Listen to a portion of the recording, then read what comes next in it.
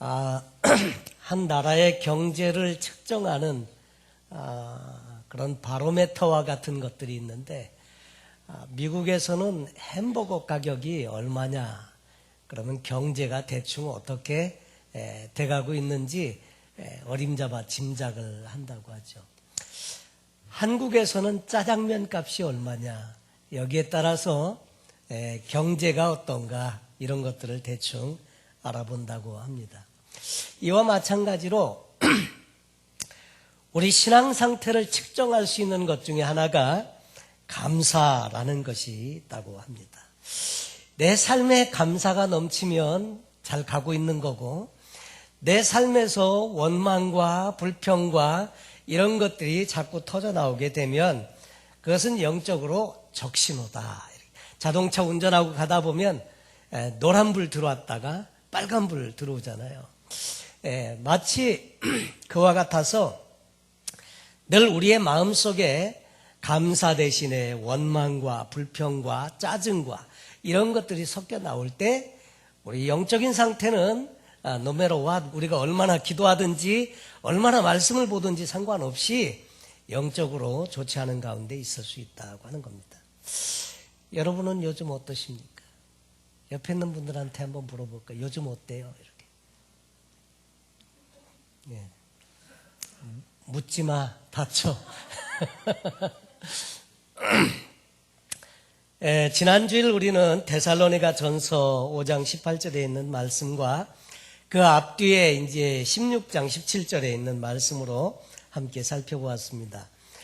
거기에 보면 하나님께서 우리에게 각자에게 바라시는 이상적인 삶의 모습을 설명해 주는데, 그것은 항상 기뻐하고 쉬지 말고 기도하고 범사에 감사하는 삶이었다. 이것을 함께 나누었습니다. 이렇게만 된다면 하나님 편에서 볼 때 더 이상 바랄 게 없겠다. 이렇게 말씀을 하시는 거죠. 특별히 세 가지는 다른 이야기 같아도 서로 이렇게 연결되어져 있습니다. 사람이 영혼, 육이 분야가 다른 것 같아도 떼어낼 수가 없고 섞여 있듯이 영과 혼과 육이 섞여 있습니다. 근데 그와 마찬가지로 이 세 가지가 서로 밀접하게 관계를 맺고 있는데, 기쁨이 없는데 감사가 나올 리 만무하고, 또 기도하지 않는데 감사할 일이 없다는 거죠. 또 감사가 없으면요, 기쁨도 없어요. 이렇게 서로 맞물려져 있어요. 그래서 먼저 이게 결론부터 그 내용을 통해서 말씀을 드리면, 우리 모두의 삶을 다 돌아보면 감사할 일이 쌓였다. 감사할 일이 너무 많다는 거예요. 그런데도 우리가 감사하지 못하는 이유는 무엇 때문인가? 그것은 뭐냐면, 감사할 조건에 우리의 초점이 맞춰져 있는 게 아니라, 가만히 보면 불평할 조건에 초점이 맞춰 있을 때 그렇게 되기 쉽다는 겁니다. 감사할 내용에 초점을 맞추면 감사할 게 참 많아요. 그런데 감사할 부분이 아니라 원망하고 불평할 부분에 초점이 맞춰져 있으면 늘 보이는 것마다 원망할 일이고 불평할 일이고 짜증날 일이고 그렇다 이거죠. 그래서 만약에 감사할 일이 과연 얼마나 있을까? 여러분, 그래서 레러 사이즈 용지 하나 나눠드리고 거기에다가 감사할 제목을 한번 적어보시라고 하면 수도 없이 나옵니다. 감사할 내용이. 우리가 그런데 당연하게 생각하는 것들이 있는데, 근데 이게 우리한테는 너무나도 당연한 건데 어떤 사람에게는 너무나도 절실한 문제. 그래서 우리가 당연하다고 생각하기 때문에 감사 잘 안 나오죠. 근데 예를 들면 건강의 문제. 우리가 꼿꼿이 이렇게 앉아갖고 서서 뭐 이렇게 찬양도 드리고 춤을 추고 그 다음에 앉아서 말씀을 듣는, 여러분 이거 정말 안 되는 분들, 고통스러워서 병원에서 힘들어하는 분들 얼마나 많습니까?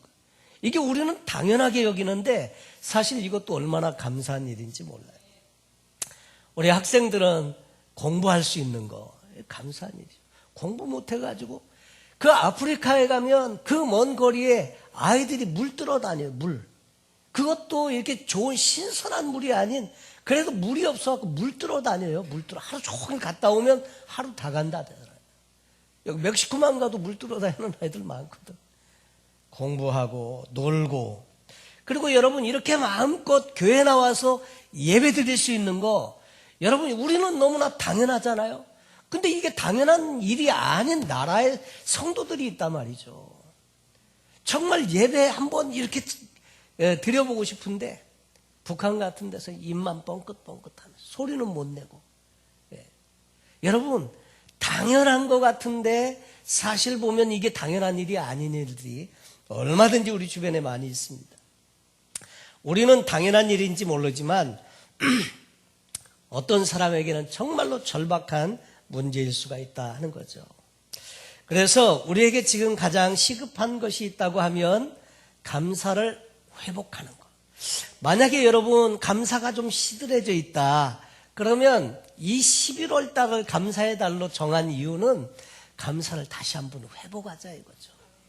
우리는 곡식을 거두어서 추수를 해서 이것으로 풍성한 결실을 주신 하나님 앞에 예배하고 제사하고 감사하는 절기들이 내려오게 되었는데 요즘은 우리는 농사도 짓지 않고 과수원을 해서 거기서 나오는 소출로 먹고 사는 게 아니지만 그러나 이 결실의 계절에 감사의 달이 있는 것은 중요한 의미가 있다고 하는 거죠.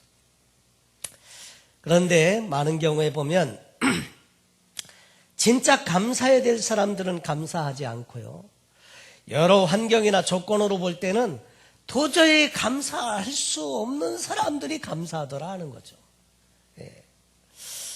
제가 한 가지 감사에 대해서 깨달은 내용이 있는데 감사할 것에 대해서 감사를 생략해버리면 하나님도 축복을 생략해버리신다. 실제로 그렇습니다. 받을 축복도 생략된다는 것. 그런데 반대로 감사를 드릴 수 없는 상황인데도 감사를 드리면 정말로 감사드릴 수밖에 없는 환경으로 바꿔주신다는 겁니다. 이게 감사의 놀라운 능력이에요. 오늘 이 성경 그 말씀은 시편 50편인데 시편에 보면 시편이 150개가 다 이렇게 되어져 있잖아요. 그런데 이 시편의 저자는 여러 명입니다.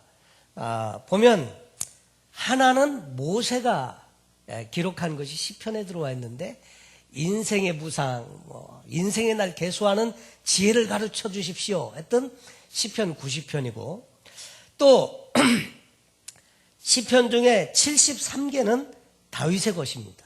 다윗이 쓴 시편들이 이 안에 기록되어져 있고 12개는 아삽이라고 하는 사람이 지은 것이고 그 다음에 10개는 고라의 후손이 적은 것이고 2개는 솔로몬이 기록한 것이고 1개는 헤만이라는 사람이 지은 것, 1개는 에단이라고 하는 사람들이 지은 시편이 있습니다. 특별히 오늘 시편의 저자인 아삽이라고 하는 사람의 이야기는 아삽이라고 하는 이름은 모으는 자, 이렇게 모으는 자라는 뜻을 가지고 있는데 역대상에 보면 레위지파 게르솜 자손 헤만의 형제 베레야의 아들로 되어져 있습니다. 이 다윗 왕 때 여호와의 전에서 성가대로 봉사하는 팀이 세 팀이 있었습니다. 그 세 팀은 헤단이라고 하는 사람, 에단이라고 하는 사람, 그리고 아삽이라고 하는 사람이 총 책임자로 맡아서 지휘를 했었다고 하는 거죠. 그들은 여호와의 궤를 에돔에서 예루살렘의 다윗성으로 모셔올 때 성가대를 조직해가지고 그 앞에서 춤추고 악기를 연구하고 즐거워하면서 모셔오도록 이렇게 했는데 그 레위 사람 중에 선발돼서 이것을 시작했는데 그 직분이 계속 세습이 되어져 내려오게 됩니다. 다윗은 법궤를 모셔다 놓고 레위 사람들을 세워가지고 하나님을 경배하고 찬양하는 일을 위해서 그 일을 이제 위임을 하고 맡겼는데 그 봉사의 두목으로 아삽이 임명이 되었다는 것이 역대상 16장에 등장을 합니다. 그리고 그 아삽과 그 형제들은 여호와의 언약궤 앞에서 항상 섬기는데 뭘로 섬기냐? 찬양으로 또 감사로 그렇게 하면서 하나님의 영광을 높여드리는 그 일을 했다 하는 것입니다. 그 후에 다윗은 악대를 24개의 반으로 편성을 했는데 아삽은 여두둔 헤만과 더불어서 악대의 총지휘자가 되었다. 그리고 왕명에 의해서 신령한 노래로 예배를 드리면서 늘 법궤를 모시곤 했다고 하는 거죠. 여두둔 또 수금을 잡아 신령한 노래를 불러서 하나님께 감사하며 찬양했고 헤만이라고 하는 사람은 자기 자녀 17명과 재금과 비파와 수금을 잡아서 여호와를 찬송했다. 이렇게 되어져 있습니다. 오늘 이 시편, 이 50편은 12편의 아삽의 시편 중에서 기록된 것 중에 하나인데 이 아삽은 오늘 본문을 통해서 이렇게 말합니다. 감사로 하나님께 제사를 드리며 지존하신 이에게 내 소원을 갚으며 또 감사로 제사를 드리는 자가 나를 영화롭게 하나니 그의 행위를 옳게 하는 자에게 내가 하나님의 구원을 보이리라. 이 특별히 아삽이라고 하는 사람은 하나님의 언약궤를 모시면서 늘 그 하나님 앞에 영광을 돌리고 예배하고 그 일을 하는데 어떻게 해야 하나님이 기뻐하시는 예배를 드리는지 하나님이 원하시는 일이 뭔지 이거를 아삽은 알았습니다. 그래서 이 아삽이 시편을 통해서 늘 그 하나님을 경배하고 찬양할 때마다 감사로 제사를 드리는 자가 또 그 지존하신 이에게 내 소원을 갚으며 감사로 제사를 드리는 자가 나를 영화롭게 한다. 여러분, 이 감사라고 하는 것은 관계에 있어서 상당히 중요합니다. 감사하면 관계가 증진되지만 원망하고 불평하면 관계가 멀어져요. 하나님과의 관계도 똑같습니다. 하나님과의 관계에 있어서도 감사하고 늘 그 은혜를 기뻐하는 사람은 하나님이 자꾸 가까이 하시는데 원망하고 불평하니까 광야에서 원망하고 불평하니까 하나님이 불뱀을 보내신다는 거죠. 그래가지고 물리는 자마다 독에 물려서 죽고 여러분 그런 일들이 광야에서 있었던 일들입니다. 여기 보니까 이 감사로 제사를 드리는 거 이것이 무엇을 의미하느냐면요. 하나님이 예배할 때마다 우리에게 원하시는 것이 있는데 그것은 뭐냐면 우리의 마음입니다. 마음이 담겨져 있지 않으면 사람을 기쁘시게 못해요. 아내가 남편을 위해서 식사도 제공하고 다 뭐 빨래도 해주고 뭐 다 하지만 그 속에 사랑하는 마음이 빠져버리면요 남편을 기쁘시게 못해요. 또 남편도 아내를 위해서 수고하고 일하고 하지만 그 안에 사랑이라고 하는 요소가 빠져버리고 의무로 하는 일은 당연하게 그냥 의무로 그쳐지니까 이 기쁨을 못 준다는 거죠. 하나님과의 관계에서도 마찬가지입니다. 이 감사, 이것은 우리의 마음을 드리는 것인데 하나님은 특별히 감사하는 마음으로 드리는 제사를 기뻐 받으신다고 그래요. 그 번제를 드리고 온갖 제물을 다 드려도 그 안에 하나님을 사랑하는 마음이 없고 감사의 마음이 없으면 그것은 하나님 앞에 죽은 제사와 불과하다, 같다 그런 말로 표현하고 있습니다. 그러나 그 예배를 드리면서 헌금을 드리면서 제물을 드리면서 그것이 하나님께 대한 진정한 감사의 표현이면 하나님은 그것을 최상으로 기뻐하시고 받으시고 하신다는 거죠. 그래서 여러분 이 예배는 의식이 아니고요 형식이 아니고요 나의 감사하는 마음이고 하나님 앞에서 그 말씀대로 순종하면서 사는 삶, 서원을 갚으며 서원은 약속 아닙니까? 하나님께 약속한 것 성실하게 그것을 이행하면서 그리고 또 여기 말씀하시는 것처럼 그 행위를 옳게 하는 자 뭡니까? 이것은 하나님 앞에 그 말씀대로 살고자 하는 것, 실천하고자 하는 것, 순종하고자 하는 것 이런 것들이 그 안에 담겨져 있는 거죠. 죽은 짐승의 고기와 피를 바치는 이것을 죽은 제사라고 하는데 그러나 그것이 살아있는 정말 하나님께 드리는 예물이 될 수 있는 것은 감사하는 마음이 그 안에 있을 때 하나님을 영화롭게 하고자 하는 마음이 있을 때 하나님은 그것을 기뻐 받으신다는 것입니다. 사실 당연한 건데 당연하지 않은 것들이 참 많은데 일상의 삶에서 그런 것들을 감사할 수 있는 마음이 우리 안에 좀 훈련이 필요하다 하는 것을 깨닫게 됩니다. 어느 날 이렇게 가끔 밤에 이제 자다가 갈증이 나면 이제 뭐라도 좀 마실 거 없나, 그리고 냉장고 문을 탁 이렇게 열어보면 저희 집에는 뭐 드링크나 이런 게 거의 없어요. 그냥 뭐 아예 사다 놓지를 않으니까. 그래가지고 이게 문을 탁 열어보면 물밖에 없어요. 그래갖고 그냥 또 좀 신경을 좀 쓰지 이거 이렇게 신경을 안 쓰나 이런 서운한 마음이 좀 들려고 하다가도 아프리카에 있는 처남은 요즘 비가 안 와가지고 물이 없다던데.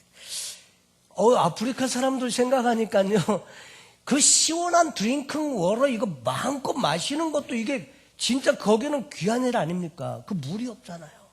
정수기도 없고. 이게 그래서 이제 냉장고 문 열고 그냥 불평하려고 이렇게 입이 나오다가도 그 생각하면 감사합니다. 그리고 마음껏 이 물 마음껏 마실 수 있으니까 감사합니다. 일상의 삶에 보면 그런 게 참 많거든요. 그런데 우리가 참 감사할 게 많은데도 조금만 불편해도 원망하고 불평하는 일들이 참 많습니다. 근데 진짜 하나님의 은혜는 특별한 하나님의 기적을 체험하고 놀라운 일을 경험하고 그때도 기쁘고 감사한 일이지만, 진짜 성숙한 사람은요, 일상의 삶에서 늘 하나님께 감사의 내용을 찾아낼 수 있는 사람이 성숙한 사람. 여러분, 무엇을 얻는 것보다 하나님의 관심은 하나님께서 기뻐하시는 존재가 되는 것, 이게 하나님의 관심입니다.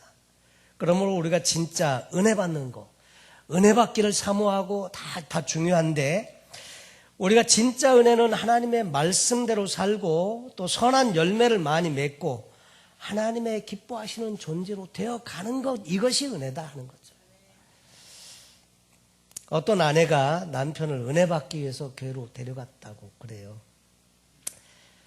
근데 이제 말씀을 목사님이 전하는데 참 은혜롭고, 그래서 아내는 막 은혜를 막 이렇게 받고 있는데 남편은 계속 졸기만 하더래요.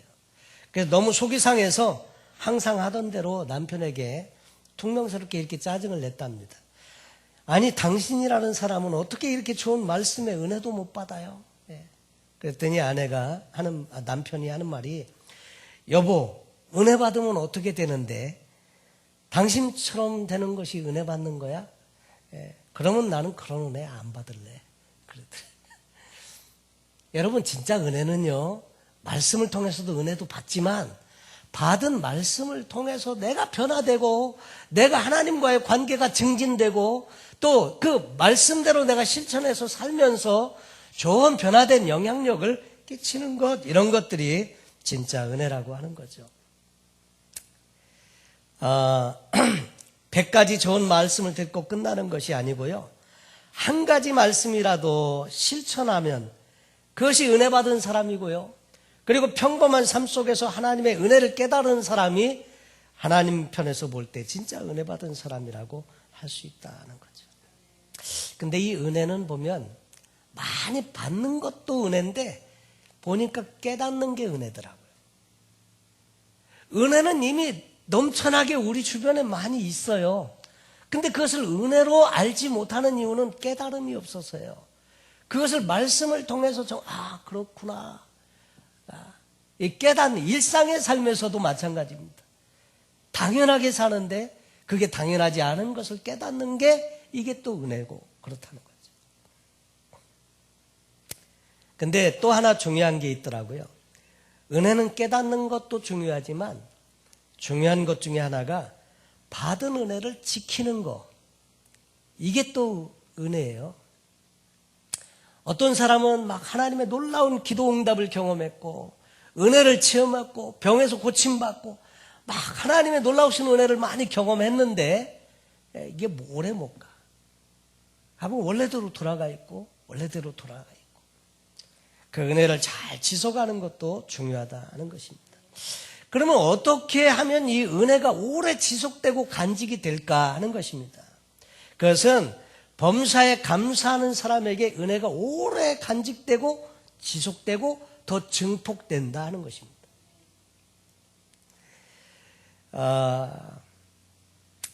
우리 안에 이 감사가 있으면 환경을 이길 수 있는 힘을 공급받습니다. 문제는 환경이 어떠냐의 문제가 아니고 감사가 있느냐.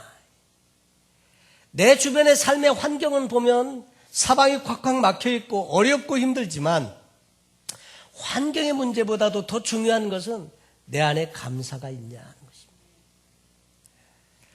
그러므로 환경을 바꾸는 것도 필요하지만 내가 감사하는 사람이 되느냐 하는 것도 중요하다 하는 것입니다. 감사하면 하나님이 일하시고 하나님이 길을 여시고 또 감사하면 마음의 행복이 찾아오고 감사하면 하나님의 축복이 찾아온다 하는 거죠. 제가 감사의 달을 맞이하면서 감사를 회복하자는 의미로 4가지 권면을 드리고 말씀을 마칠까 합니다. 첫째로 실망보다는 감사하는 삶을 사시기 바랍니다. 우리는 실패하면 금방 실망을 하게 되는 경우가 종종 있어요. 그러나 때로는 실패도 하나님께서 허락하신 경우가 있을 수 있다고 하는 거죠. 우리는 실패를 잘 극복하면 더 큰 그릇을 예비하고 하나님께서 더 크게 쓰실 만한 사람이 되는 것을 보게 됩니다.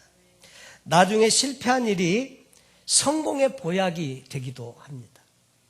지금은 고인이 되었지만 그 코미디언 이주일 씨의 경우 이야기를 제가 보았는데 처음에 이분은 얼굴이 못생기고 그래서 항상 그 역할이 단역, 이렇게 지나가는 사람, 아니면 이제 죽어가지고 누워있는 시체 역할, 뭐 이런 것만 주로 했었는데 어느 날 대사가 있는 역할을 하나 맡았다고 그래요.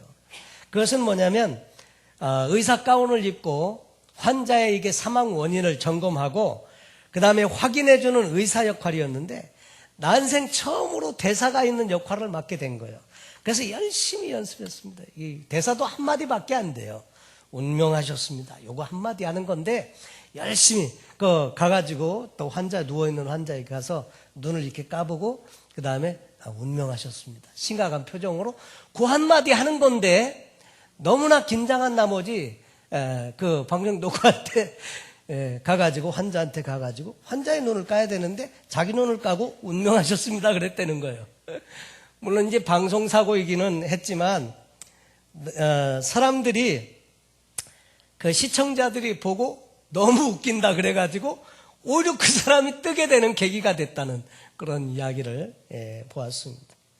여러분 우리가 실패 환자를 까봐야 되는데 눈을 까봐야 되는데 그런데 하나님은 그런 것들을 우리의 삶에도 그런 경험들을 오히려 축복의 기회로 바꾸시더라 하는 거죠.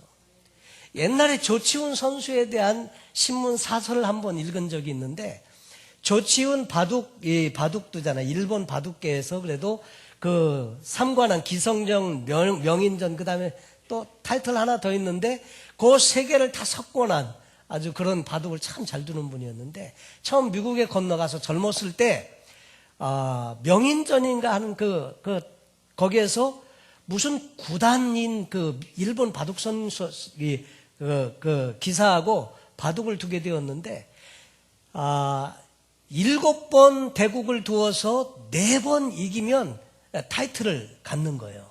그리고 많은 상금을 받는데 영거포 스트레이트로 3번 이겼습니다. 여러분 이제 한 번만 이기면 끝나는 거예요. 그 사람은 자기를 4번 이겨야 되는데 한 번만 이기면 끝나는 거예요. 대국을 뒀는데 졌어요. 다음 판 뒀는데 또 졌어요.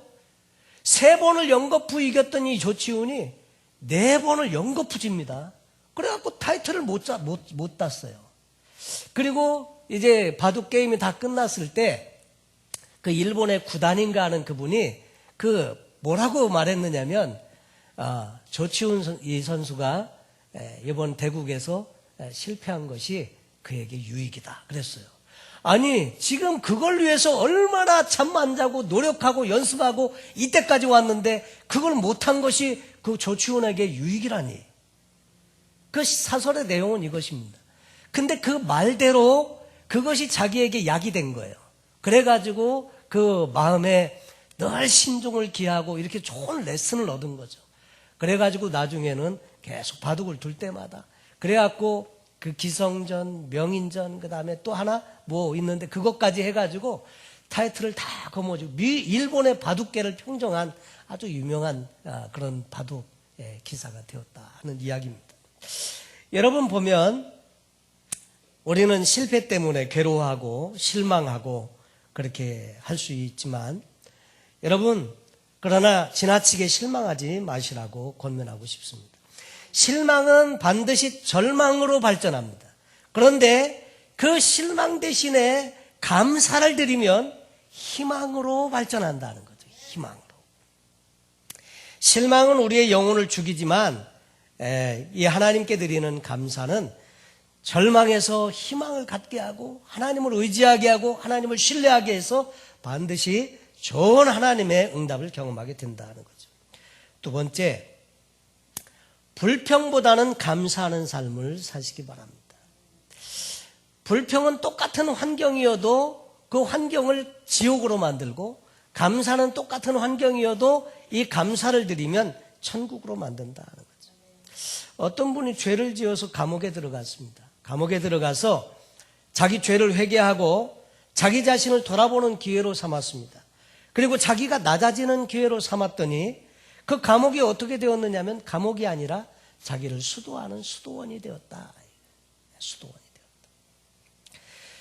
여러분 그처럼 어려운 환경에서도 원망하고 불평하면 그 삶이 이 파괴적으로 바뀌어버리게 되고 환경이 좋지 않아집니다. 그러나 똑같은 환경이어도 감사를 하면 하나님께서 그것을 좋은 자기의 유익되게 하는 환경으로 바꾸신다. 여러분 마음에 안 드는 일이 있어도 불평을 쏟아내고 이렇게 하기보다는 그 속에서 감사의 요건을 찾아내고 그 다음에 그 불평의 요소를 그럼 내가 한번 없애보자 노력할 수 있으면 더 좋다 하는 거죠. 불평하기보다는 감사하는 삶을 사십시오. 여러분 말씀드리지만 어떤 행동을 반복하면 이것이 습관이 됩니다. 원망하고 불평을 반복하면 이것이 습관이 돼. 걱정하는 것이 반복되면 이게 습관이 돼요. 그래서 문제만 생기면 하여튼 이게 자꾸 걱정이 앞서고 그다음 원망이 나오고 그렇게 된다는 거죠. 근데 감사도 훈련해야 된다고 그랬지 않습니까? 감사하면 무슨 일이 있을 때마다 감사가 나온다. 감사. 그러면 감사를 통해서 하나님이 일하시고 역사하신다는 거죠. 세 번째로는 간구도 하지만 감사하는 삶을 살라 하는 것입니다. 간구는 내가 필요해서 하나님 이렇게 해주세요 저렇게 해주세요 그 도움을 기도하는 것인데 세상에서 가장 위대한 기도는 감사의 기도다. 그러므로 너희 모든 일을 아무것도 염려하지 말고 오직 모든 일에 기도와 간구로 너희 구할 것을 감사함으로 아뢰라. 간구도 하고 도구도 하고 다 필요하지만 감사함으로 아뢰라. 감사가 왜 가장 귀한 기도일까 하는 것이죠. 여러분 보통 우리가 드리는 간구는 대개 간구를 많이 하는데 하나님 뭐뭐 주세요 이거 주세요 저거 주세요 맨 달라는 이야기가 간구 아닙니까? 초신자 때는 이런 기도에도 하나님이 다 응답하시고 다 하십니다. 근데 신앙 연조가 오래되었음에도 불구하고 이렇게 맨날 간구만 드리는 것은 바람직한 기도가 아니다 하는 것입니다. 어린아이는 감사할 줄은 모르고 그저 때만 쓰고 달라고 하는데 그래도 부모는 그걸 잘 받아줍니다. 왜냐하면 아이가 어리니까. 그런데 어른이 되어서도 감사하다는 말은 않고 맨날 때를 쓰고 달라고 졸라대면 주고 싶은 마음이 아마 사라질 거예요. 마찬가지로 하나님께서도 이미 받은 것에 대해서 감사할 줄 모르고 맨날 달라고만 하면 하나님 보실 때에도 좋은 신앙이 아니다 하는 거죠. 그래서 하나님 달라고 하기 전에 좋은 비결 가르쳐 드릴게요. 우리끼리만 하는 얘기입니다. 하나님 간구하시기 전에 먼저 감사를 드리고 그리고 간구를 하세요. 그러면 하나님이 기뻐하세요. 그리고 주실 줄 믿고 감사하는 거예요. 그러면 하나님이 미안해서라도 주셔야 돼요. 아니 줄 줄 밀고 감사하는데 여러분 그 기도의 놀라운 비결을 말씀하고 있는 것입니다. 간구도 필요하지만 더 높은 차원의 기도는 감사로 드리는 기도야다 하는 것입니다. 하나님을 채무자처럼 여기고 늘 간구만 하기보다는 항상 채무의식을 가지고 하나님께 감사를 드리고 또 그분의 은혜를 구하는 것 필요하다 하는 것입니다. 마지막으로 네 번째, 기적보다는 감사하는 삶을 사시기 바랍니다. 일상생활에서 감사의 조건을 찾아낼 줄 아는 것, 귀한 신앙이라고 말씀을 드렸습니다. 평범함 속에서도 감사를 찾아낼 수 있다면 그 사람에는 감사의 일들이 참 많이 있는 거예요. 그래서 늘 감사의 삶을 이렇게 살면서 하나님 앞에 그렇게 관계로 좋은 관계를 회복하신다면 늘 하나님과의 친밀한 교제 속에서 하나님의 은혜를 경험하고 산다 하는 것입니다. 때로는 하나님께서 놀라운 일을 행해 주실 때 있습니다. 기적을 베풀어 주시고 응답해 주시고 역사해 주시고 물론 그것도 참 귀한 일인데 사실 보면 우리 주변에도 보니까 얼마 전만 해도 젊은 나이에 세상을 떠난 많은 사람들 봤습니다.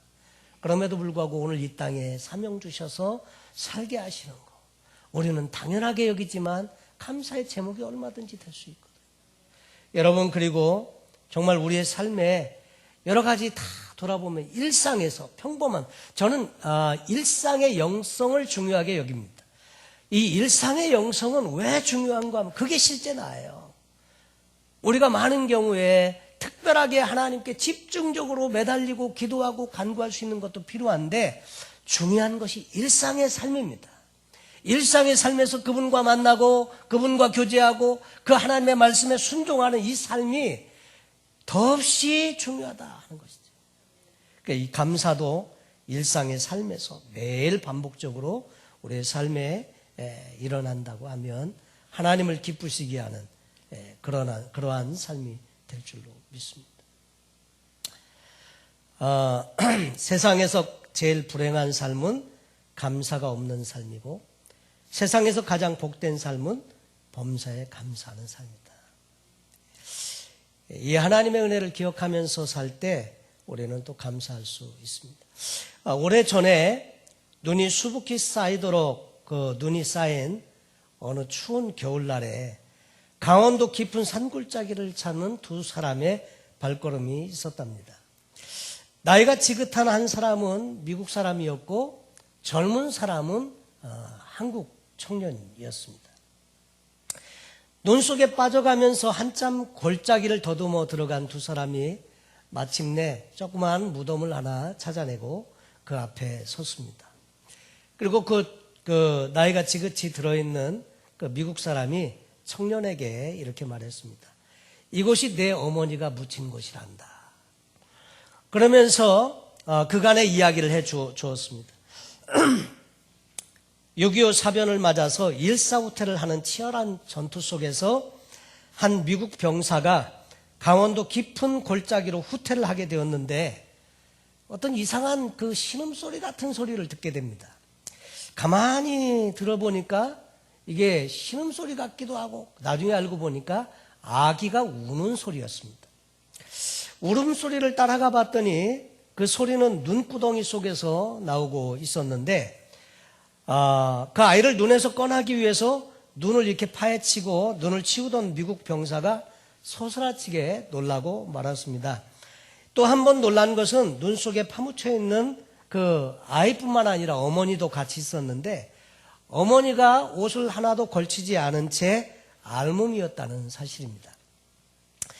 피난을 가던 어머니가 깊은 산골에 갇히게 되자 아이를 살리기 위해서 자기가 입고 있던 옷을 모두 벗어서 아이에게 다 감싸주고 허리를 구부려서 아이를 끌어안은 채 얼어주고 있었습니다. 그 모습에 감동한 미국 병사는 언 땅을 파서 그 어머니를 묻어주고 무덤을 만들어주고 어머니 품에서 울어대던 그 갓난 아기를 데리고 가서 나중에 자기의 양아들로 삼았습니다. 그리고 미국에서 키웠습니다. 세월이 흘러서 아이가 자라게 되자 청년이 되어서 한국에 나가서 지난날의 일들을 다 이야기하고 그 언 땅에 묻었던 어머니의, 그 청년의 어머니의 산소를 찾아온 것이었습니다. 그 이야기를 다 들은 청년이 눈이 수북히 쌓인 무덤 앞에 무릎을 꿇고 뜨거운 눈물을 흘리면서 그 앞에서 옵니다. 한참 만에 청년이 자리에서 일어났습니다. 그리고 입고 있던 옷을 다 벗어서, 그래서 그 무덤 위에 다 옷을 얹어주면서, 그러면서 울면서 통곡을 합니다. 그러면서 이렇게 말합니다. 어머니 그날 얼마나 추우셨어요. 어머니 그날 얼마나 추우셨어요. 그러면서 막 울더라는 그런 이야기가 실화로 내려오고 있습니다. 사실 우리에게는 어머니의 그 사랑보다도 더 크신 하나님의 사랑이 있었다는 거죠. 십자가에서 자기의 생명을 내어주시고 우리를 위해서 죽기까지, 그러면서 우리를 죄에서 구원해 주신 그 하나님의 놀라우신 사랑이 있었다는 거죠. 그래서 그 하나님의 사랑을 기억하면서 그 하나님의 은혜를 감사하면서 지금도 삶의 주변에 베풀어 주신 감사의 조건들을 찾아서 감사하고, 그렇게 사는 것이 하나님의 뜻이라고 말씀하고 계시고, 그렇게 사는 것이 오히려 하나님의 창조의 질서이고, 그렇게 살 때 우리가 행복하고 복이 있는 인생을 살기에 그렇게 명하신 것이고요. 여러분, 11월 감사의 달입니다. 근래 우리의 삶에 감사의 삶이 메말라 있지는 않는지요. 여러분, 감사헌금을 드려도 이 추수감사절만 드리는 게 아니라 사실 따져보면 다 감사할 것들이 얼마나 많은지, 여러분, 하나님의 은혜를 다시 한번 기억하고 그 은혜를 회복할 수 있는 시간이 되면 좋겠습니다. 그리고 우리도 감사하는 삶을 살고요, 자녀들에게도 감사하는 법을 가르쳐 주시기 바랍니다. 여러분, 자녀들이 그냥 배우지 못합니다. 가르쳐야 합니다. 여러분, 우리도 행하면서 자녀들을 가르치면 자녀들이 복을 받습니다. 기도하는 법도 가르치시고, 말씀 읽는 것도 가르치시고, 또 사람들을 사랑하는 것도 가르치시고, 헌금 드리는 것도 가르치시고, 감사하는 것도 가르치시고, 가르치셔야 됩니다. 가르치셔야 자녀가 복을 받습니다. 오늘 성경 본문에서 아삽은 감사로 제사를 드리는 자가 나를 영화롭게 하나요? 누구를 영화롭게 해요? 하나님을 영화롭게 합니다. 감사로 제사를 드릴 때 하나님께서 그 감사의 제사를 통해서 영광을 받으신다는 것입니다. 그리고 그 행위를 옳게 하는 자에게 내가 하나님의 구원을 보이리라. 하나님 앞에 말씀대로 그렇게 살아가면서 그 삶으로 하나님 앞에 예배할 때 하나님께서 구원의 은혜를 주시겠다는 것입니다. 범사에 감사하는 삶은 하나님을 가장 영화롭게 하는 삶이고, 또 그 삶에 하나님의 놀라운 축복을 내려주신다는 것입니다. 여러분, 이 감사의 달에는 감사를 회복하는 절기다. 그리고 내 삶에 하나님의 주신 은혜를 기억하면서, 그리고 정말로 하나님을 기뻐하고 감사할 때 하나님 우리의 환경에서 환경을 바꿔주시고 내 자신을 변화시켜 주시고 은혜를 체험케 하셔서 결국 복 있는 인생을 만들고자 하는 하나님의 뜻을 기억하면서 늘 감사로 넘치는 복된 저와 여러분 되시길 예수님의 이름으로 축원합니다. 기도하겠습니다.